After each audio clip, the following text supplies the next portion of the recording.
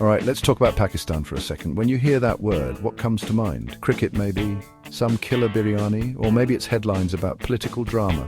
But here's the thing, we often miss the heartbeat of Pakistan, the backbone, its rural communities. These are the folks who literally put food on the table, who uphold the traditions that make Pakistan unique. But they're often invisible in the national conversation. It's like they're living in a different Pakistan, one that doesn't get the same attention, the same resources, the same respect. Almost two-thirds of Pakistanis live in these rural areas. So if we're serious about Pakistan's future, about its stability, we've got to get serious about its villages. We need to understand their challenges, their potential, and why ignoring them is like ignoring a ticking time bomb. Let's start with the obvious. Pakistan's rural heartland is an agricultural powerhouse. We're talking wheat fields stretching as far as the eye can see, rice paddies glistening in the sun, sugarcane taller than a grown man. This isn't just a postcard, it's the backbone of Pakistan's economy. We're talking nearly 20% of the GDP, millions of jobs, food security for the entire nation. But here's the catch. Imagine a farmer in Punjab, his livelihood dependent on a good harvest. Now imagine a drought, a flood, or even just fluctuating market prices. Suddenly that farmer's stability, his ability to provide for his family, is thrown into jeopardy. Multiply that by millions, and you see how quickly instability in rural areas can ripple outwards, impacting the entire nation's economy. This isn't just about economics, it's about social stability. When farmers struggle, when their voices go unheard, the entire nation feels the tremors. It's like building a house on shaky ground. You're just asking for trouble. Now let's move beyond the fields and into the heart of these communities. This is where you find the real Pakistan, the warmth of hospitality, the strength of family ties, the richness of traditions passed down through generations. This isn't some romanticized nostalgia, it's about social cohesion, the glue that holds a society together. Think about it.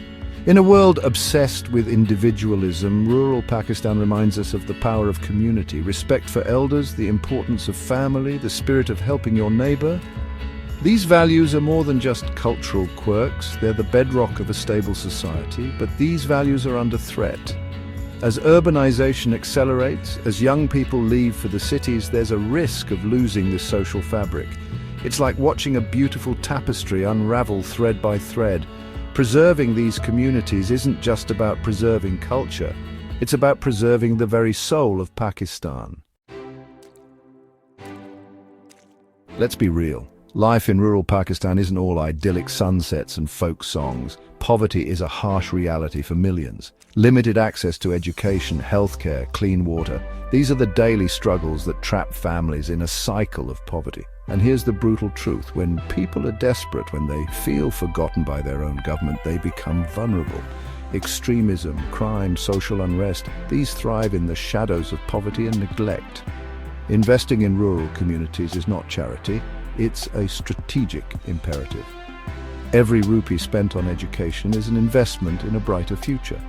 Every clinic built is a step towards a healthier nation. Empowering rural communities is not just about lifting them out of poverty, it's about strengthening the entire nation. Imagine this, you work hard, you pay your taxes, but you have no say in how your country is run. Your needs are ignored, your voice silenced. You'd be pretty frustrated, right? That's the reality for millions in rural Pakistan. They're the backbone of the country, yet they're often invisible in the halls of power. This lack of representation has very real consequences. When people feel unheard, they're more likely to support extreme ideologies or engage in protests that can destabilize the entire nation. It's like ignoring a crack in a dam. Sooner or later, it's going to burst. Giving rural communities a voice in government, ensuring their needs are addressed, isn't just about fairness, it's about national security. A strong Pakistan requires a united Pakistan, and that means bridging the rural-urban divide. Here's the good news. Rural Pakistan isn't just a problem to be solved, it's a source of untapped potential. We're talking about vast lands perfect for solar energy, traditional farming practices that can be made even more sustainable, and a generation eager for opportunity. Imagine a Pakistan where villages are self-sufficient, powered by the sun, feeding the nation with organic produce. Imagine young people choosing to stay in their communities, not because they have to, but because they see a future there. This isn't some utopian dream, it's entirely achievable. But it requires a shift in mindset. We need to stop seeing rural Pakistan as a burden and start seeing it as an asset, a source of innovation and resilience.